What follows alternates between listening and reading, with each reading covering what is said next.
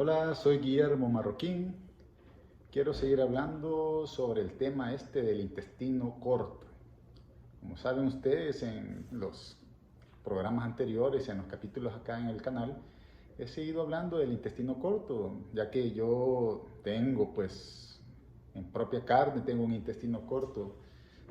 Desde el 2016 me operaron por unas adherencias debido a cirugía abdominal en el 2016 que me perforaron el colon debido a una mala praxis de una apendicectomía, que me quitaron el apéndice. Y pues en el 2016, debido a unas adherencias, tuve una obstrucción prácticamente total del intestino corto, del intestino delgado, perdón. Me quitaron todo el intestino, el ileum, o sea, el intestino corto, el terminal, quedándome solo 1 metro de intestino, casi duodeno y un metro exacto ahí por medición ahí con estudios de imágenes. Y tengo 50 centímetros de colon, 50 centímetros de colon. Entonces, por definición anatómica, sí tengo un intestino corto. Intestino corto es aquel que tiene menos de 250 centímetros de intestino delgado. Entonces, ¿cómo se llama? Con las complicaciones de desnutrición, complicaciones de la diarrea crónica. Del programa anterior estuvimos hablando de diarrea crónica. Y pues debido a que solo tengo ese, ¿cómo se llama? 50 centímetros de colon y todo el ileum se fue, no tengo válvula ileocecal. Entonces, el hecho de que no tenga válvula ileocecal, entonces tengo más chance de tener una situación que se llama SIBO, y yo de eso quiero hablar ahora. SIBO, que son siglas en inglés que significa sobrecrecimiento bacteriano en el intestino delgado. Sobrecrecimiento bacteriano en el intestino delgado. ¿Y qué significa eso? Significa de que normalmente tenemos bacterias en nuestro colon, o sea, en nuestro intestino grueso, que participan en la digestión y que son beneficiosas para que nosotros podamos hacer algunos procesos de digestión y podamos absorber bien todos los nutrientes que son necesarios para nuestro funcionamiento. Pero en el intestino delgado casi no hay bacterias. No hay bacterias porque la función del intestino delgado es diferente. Ahí es la absorción de los nutrientes, más que todo las grasas, los carbohidratos, las vitaminas liposolubles. Y entonces eso tiene que estar exento de bacterias que normalmente están en el colon para que haya un buen funcionamiento. Ahora, ¿qué pasa si nosotros tenemos sobrecrecimiento bacteriano en el intestino delgado?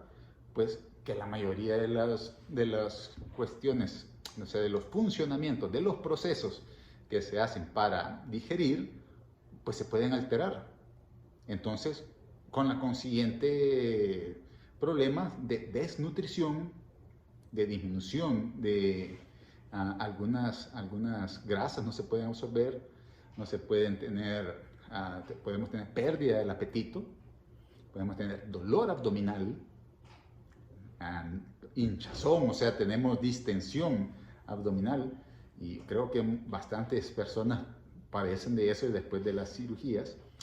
La diarrea, porque como no estamos absorbiendo bien, entonces todo lo que metamos al intestino delgado, pues puede hacer que tenga una osmolaridad mayor, o sea, que tenga más cantidad de sólidos en el intestino delgado, y eso chupa líquido y nos da más diarrea, con la consiguiente pérdida de peso, porque no estamos nutriéndonos bien, y en general una malnutrición.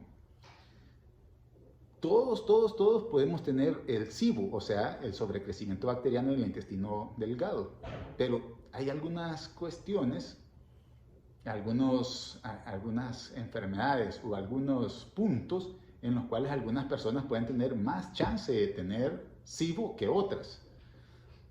Y es bien importante reconocer esto. Fíjense lo que le voy a decir, es bien importante reconocer esto en algunas personas, porque el SIBO puede confundirse con otras enfermedades que normalmente lo tienen personas que tienen el intestino normal, o sea, que tienen el intestino, pues, de 9 metros, 7 metros y medio de intestino delgado y 1,5 metros de intestino grueso, pero pueden tener síntomas similares a las del SIBO, que es la distensión abdominal, dolor, cólico, diarrea, pérdida de peso, gases.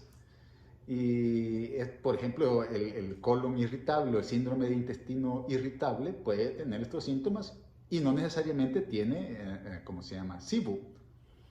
También puede haber intestino irritable con sobreproducción bacteriana y eso ser producto de mayores síntomas en el colon irritable. Y por eso es que es bien difícil decirle a alguien, tú tienes SIBO o tú no tienes SIBO, porque hay varias exámenes de laboratorio de las cuales nos podemos ayudar para dar este diagnóstico.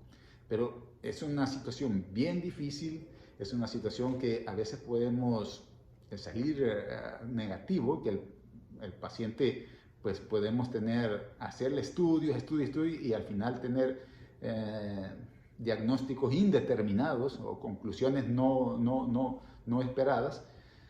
Entonces lo importante es saber que si nosotros tenemos un paciente que tiene A o B razón para tener más chance de tener SIBO, pues debemos de pensar en ello y darle tratamiento. Por ejemplo,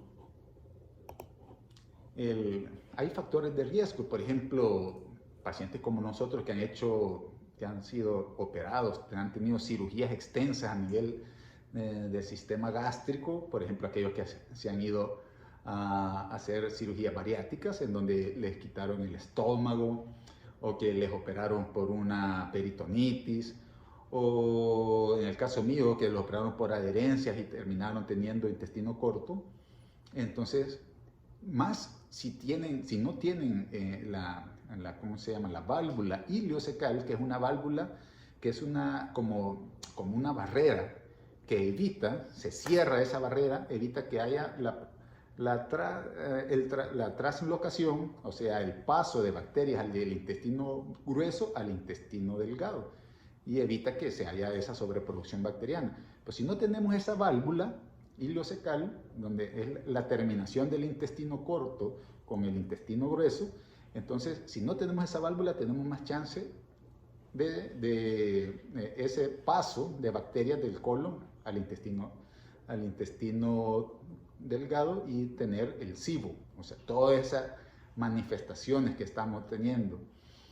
También personas que han tenido cirugías debido a o B razones en el abdomen y que después de las cirugías han tenido fístulas que son trayectos desde el intestino hacia las paredes del abdomen, en donde hay, ¿cómo se llama?, traslado o tránsito pues de heces, y eso se llaman fístulas. Esas fístulas son difíciles de tratar, tienen que ser tratados por cirujanos, pero esas comunicaciones que tienen el intestino hacen más chance o más posibilidades de tener SIBO.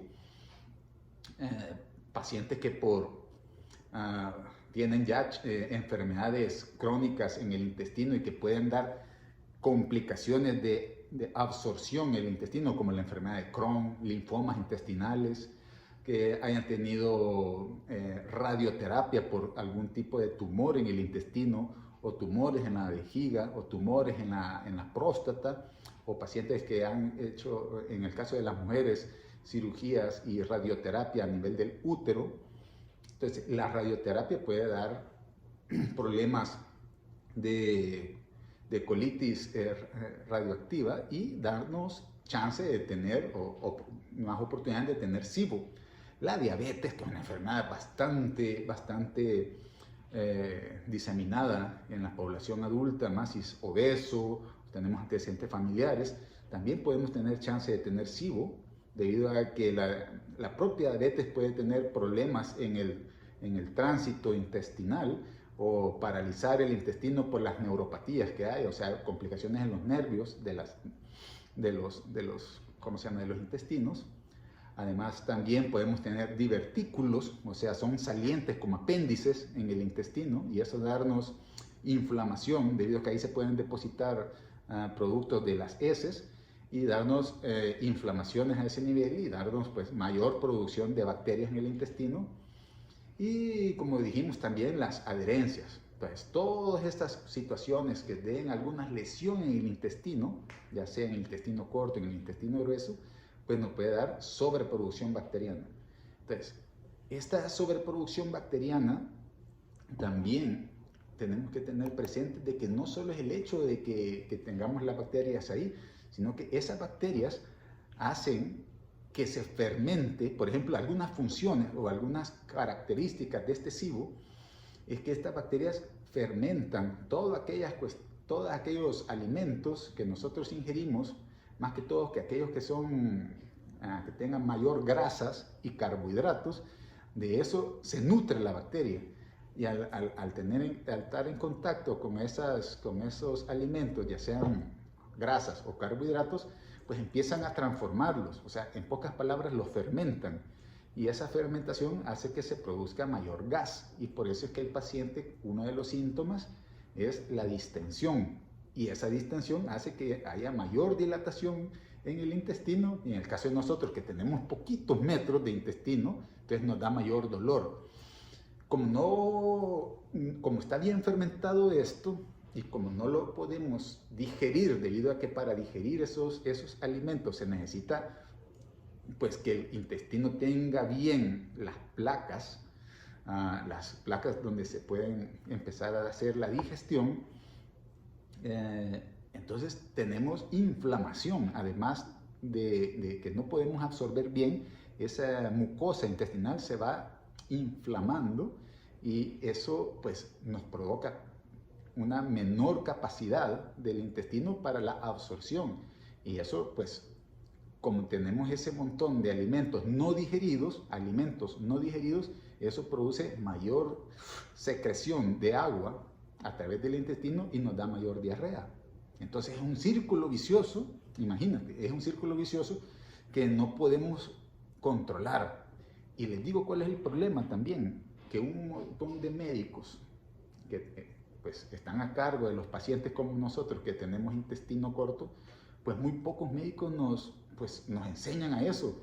Incluso yo soy médico, ustedes saben, yo soy médico, y durante el primer año después de mi cirugía, pues casi nadie me habló de esto del SIBO, y yo seguí comiendo, pues con las restricciones actuales, pues las restricciones que me dieron en aquel entonces, pues yo seguía comiendo prácticamente todo lo que me daban de comer, pero al principio como no tenía el problema del SIBO, pues estuve bastantes meses bien, pero poco a poco empecé a sentir pues el malestar, la distensión, los gases, pues, que me daba pena. Yo no sé si a ustedes les ha pasado, pues que no puedes controlar eso, como tenés un poquito de metros de intestino, pues sientes que con el gas pues se te va a reventar el estómago, el abdomen, y no lo puedes controlar, y estás de ventosear o tener flatos, pues decimos nosotros los médicos. Y como eso viene de una fermentación de bacterias, el gas es insoportablemente feo, malo, un olor a podrido.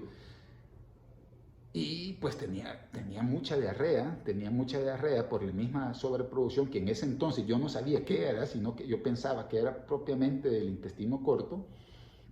Y eso me estaba haciendo también que tuviera problemas anatómicos a nivel del ano. Tanta irritación en la diarrea pues me provocó fístulas, que son heridas en el ano, y sangraba, me dolía, era una cosa espantosa, horrible. Y ¿cómo se llama? Pues yo me acuerdo que yo le consultaba a mi nutriólogo, mi nutrióloga, y él decía, no, calmado, me decía, no tienes que tomar. Pero pues yo me dediqué, y por eso es que yo les hago estos cortos, aquí estos programas, es que es necesario, en el caso del intestino corto, más que todo si no tienes ilion, porque ahí se absorben las grasas, en general también si no tienes la válvula ileocecal, o si has tenido fístulas, o si has tenido alguna de las cosas de las que he estado hablando, pues puedes tener el SIBO. Y no es necesario, fíjense lo que les voy a decir, no es necesario que los estemos metiendo a pruebas diagnósticas o exámenes para saber si tienes o no tienes. Si nosotros tenemos intestino corto o tenemos algún problema como el Crohn, que no es necesario, sino como la enfermedad de Crohn o la CUSI, que es la enfermedad de colitis ulcerativa crónica, aunque no tengas intestino corto, por definición, si tienes un colon o un intestino que la mucosa está mal y no puedes absorber, pues pareciera como que tuvieras intestino corto y vas a tener las mismas características de un paciente que solo tenga 1 metro de intestino. Entonces estos pacientes también pueden tener SIBO. Si ustedes tienen, ¿cómo se llama?, síntomas de lo que hemos estado hablando, distensión, mayor diarrea, que vas teniendo mayor problemas de desnutrición, que tienes mayor problema de nutrición, que tienes gas, que pues todo lo que estamos hablando, pues es importante que empieces a tomar el control y tomar medicamentos que ayuden a controlar el SIBO, a matar esas bacterias.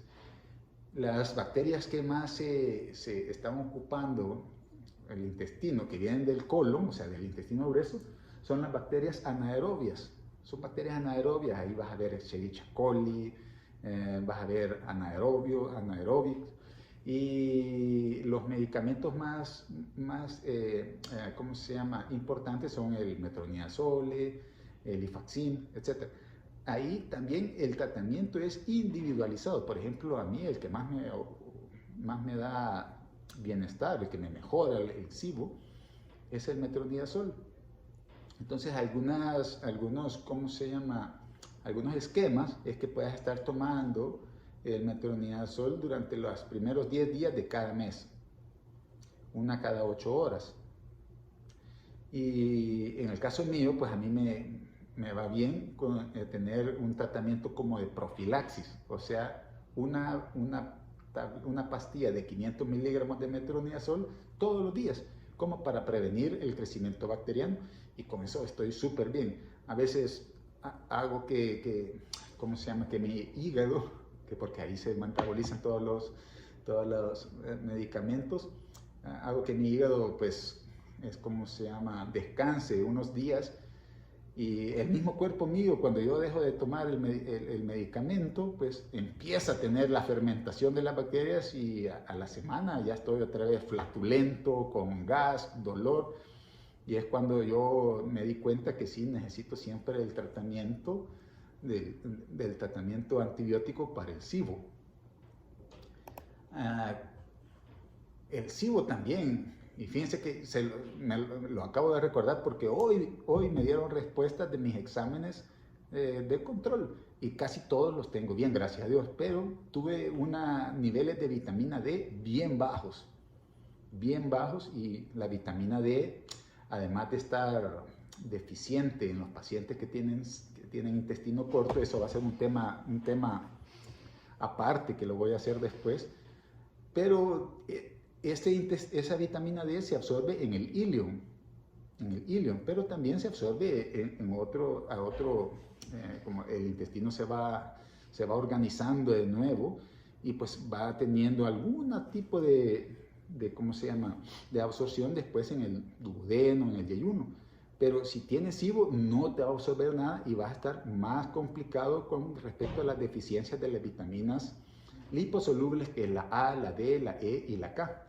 Y más que todo en lo que nos respecta a nosotros es la vitamina D, que ahí tenemos que estar cuidado con esto, porque podemos tener después problemas de la osteoporosis, problemas de fracturas patológicas, que con solo caernos desde nuestra propia altura nos podemos fracturar la pelvis.